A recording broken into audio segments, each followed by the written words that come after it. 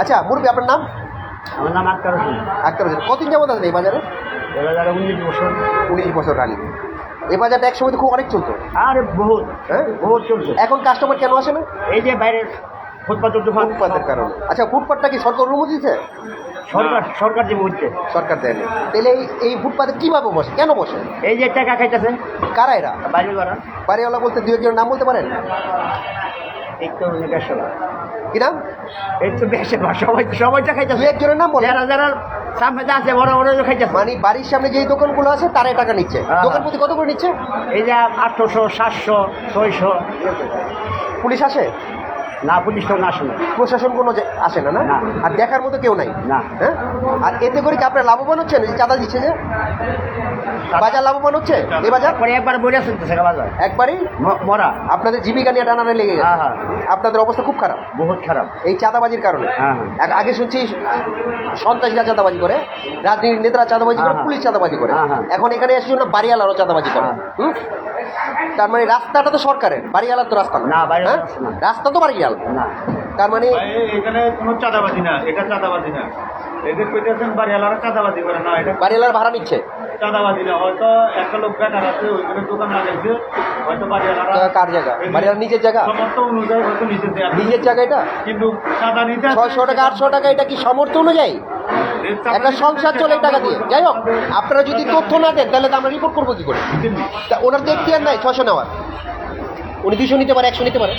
সেটা কত না, সেটা আমরা সঠিক ন্যায় যে বললো তো। মানে উনি জানলে যাই হোক, আমরা শুনলাম, আপনারা দেখলেন, চলছে প্রতিনিয়ত এই কাজগুলো এখনো চলছে বৈষম্যবিরোধী আন্দোলনে, বৈষম্যবিরোধী বাংলাদেশে। হ্যাঁ, আমরা চাইবো সংশ্লিষ্ট কর্তৃপক্ষ এই ব্যাপারটা যাতে দৃষ্টি দেয়, যাতে সবাই সমানভাবে বাঁচতে পারে। কেউ ভালো থাকবে, কেউ খারাপ থাকবে, এটা তো কখনোই কাম্য নয়। বাজারগুলো আবার দেখাচ্ছি আপনাদের। বৃষ্টি চলে গেছে, দেখেন ওখানে কাস্টমারের অভাব নাই, কারণ বৃষ্টির আগে অনেক কাস্টমার ছিল। এখন বৃষ্টি আসার কারণে কাস্টমার হয়তো সাইডে চলে গেছে, আর এখানে কাস্টমার পাচ্ছে না। আমরা সংশ্লিষ্ট কর্তৃপক্ষের দৃষ্টি আকর্ষণ করছি, আর যারা আছে এই এলাকাবাসী তাদের দৃষ্টি আকর্ষণ করছি। আর এখানে এই বাজারটার কারণে অসহনীয় যানজট লাগছে। সন্ধ্যা 6টার পর যে জাম লাগে, জাম ছুটে রাত 10টা বেজে যায়, এবং সকালবেলাও জাম লাগে এই বাজারগুলোর কারণে, অবৈধ বাজারের কারণে। এই দৃষ্টিটা সবাই দিবেন। দৈনিক স্বাধীন সময় পত্রিকা থেকে কাউসার আহমেদ পলি, মিরাজিবাগ। ঐতিহ্যবাহী বাজার মিরাজিবাগ বাজার দেখছেন, পশ্চিম যাত্রাবাড়ি। এটা আসলে কত বছর হয়েছে আমাদের জানা নেই, 70-80 বছর তো হবে এই বাজারটি এখানে দাঁড়িয়ে আছে, বহু বছর ধরে, পুরনো এবং ঐতিহ্যের ধারক। আমরা দেখতে পাচ্ছি বিভিন্ন সারি সারি দোকানগুলো দাঁড়িয়ে আছে, কাস্টমার কম, তারপর বাজারটা চলছে। আসুন বাজারের ভেতরটা যাই। বাজারের ভেতরে যে একটা গরু দেখতে পাচ্ছি, এটা হয়তো কালকে জবাই দেবে। মাংসের দোকানগুলি সারি সারি দাঁড়িয়ে আছে। এই যে মুরগির দোকান। ওয়ালাইকুম সালাম। আমরা দেখতে পাচ্ছি বাজারটি ঐতিহ্যবাহী, অনেক পুরনো বাজার তো এটা। ঠিক আছে, আমাদের এখানে দেখতে পাচ্ছি এই বাজারে লোক নেই, কিন্তু তাদের ভাগ্য নিয়ে ছিনিমিনি করছে একদল লোক ওপারে এই ফুটপাত দিয়ে, সেই জন্য আমার আশা। ঠিক আছে, এই বাজারটি দাঁড়িয়ে আছে, তারা সঠিক বাজার, সঠিক ভাড়া দিচ্ছে, এবং সরকার এখান থেকে ভ্যাট ট্যাক্স পাচ্ছে, কিন্তু রাস্তার উপর দাঁড়িয়ে আছে, সরকার তো কিছু পাচ্ছে না, উল্টা তাদের ব্যবসা শেষ। আমি দেখতে পাচ্ছি, দেখেন এমন একটি বাজার, অথচ লোকজন নাই।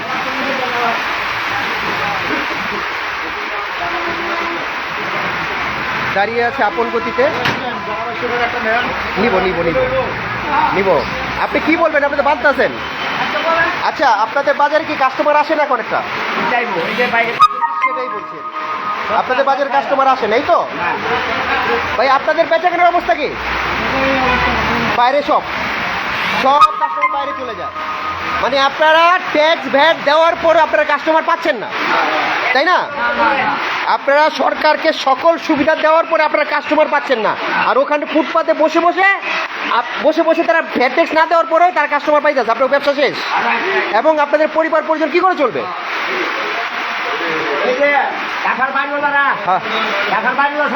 আমার থামাইতে গেছে আপনাদের, আমি কাজ করি। ঠিক আছে, আপনাদেরকে দেখাচ্ছি এই যে দোকানদারগুলো বসে আছে, অথচ এই বাজারে আমরা দেখতাম এক সময় ছোটবেলায় এখানে ভিড়, প্রচুর পরিমাণ ভিড় হতো। ঠিক আছে, প্রচুর পরিমাণ ভিড় হতো, কিন্তু ফুটপাতের কারণে তারা এখন ব্যাক ফুটে চলে গেছে। এই যে মাংসের দোকানটা, মাংস সাজিয়ে বসে আছে, কিন্তু কাস্টমার নাই। ঠিক আছে, এখন বৃষ্টি পুরো সর্বনাশ করে দিল রে ভাই, আমি তো লাইভে ছিলাম। যাক, এখন বৃষ্টি আসছে, আপনাদের দেখাচ্ছি ওই যে দূর থেকে ওই ফুটপাতের বাজারগুলো। রাস্তার ওপার এই ফুটপাতে বসেছে বাজার, দেখেন দেখেন দেখেন দেখেন, রাস্তার উপর ফুটপাতে বাজারগুলো বসেছে, ওখানে প্রচুর কাস্টমার। আর আমরা জানতে পেরেছি প্রতিটা বাজার থেকে যার বাড়ি, তার বাড়ির সামনে থেকে যার বাড়ি, সে প্রতিদিন 600 টাকা করে টাকা নিচ্ছে। কিন্তু কেন টাকা নিচ্ছে? রাস্তাটা তো তার নিজের না, বাড়িটা তার নিজের, তো সরকারি রাস্তা নিজের হয় কি করে? আমাদের কাছে অভিযোগে 600 করে টাকা নিচ্ছে। আর এই মিরাজিবাগ ঐতিহ্যবাহী বাজারটা এখন হারিয়ে যাওয়ার দ্বার প্রান্তে। আপনাদেরকে দেখাচ্ছি, যেহেতু বৃষ্টি আসছে আমরা সরাসরি কাছে যেতে পারতেছি না। আপনারা দেখেন দেখেন অবস্থা, ওপারে কিভাবে সারি সারি মাছের দোকান, তরি তরকারির দোকান, বিভিন্ন দোকানপাট গড়ে উঠেছে। এখান থেকে বহুদূর পর্যন্ত যেখানে চোখ যায়। করুক আপনাগুলো একটু পানি পড়লো, ঠিক আছে। ওই দেখেন, এখন কথা হলো এভাবে তো আসলে চলতে পারে না। সরকারের যারা সঠিক ভ্যাট ট্যাক্স দিচ্ছে তারা কাস্টমার পাচ্ছে না, যারা ফুটপাতে বসেছে অবৈধভাবে তারা মুনাফা লুটে নিচ্ছে। এটা আসলে আমাদের কাম্য নয়। আমি সবার কাছে বলবো, সবার দৃষ্টি আকর্ষণ করবো যারা সংশ্লিষ্ট আছেন এই বিষয়টা দেখতে। কারণ অবৈধ কিছুই আমরা চাই না। বৈষম্যমুক্ত বাংলাদেশে কেন অবৈধ ইসলাম থাকবে, কেন বৈষম্য থাকবে? যারা সরকারি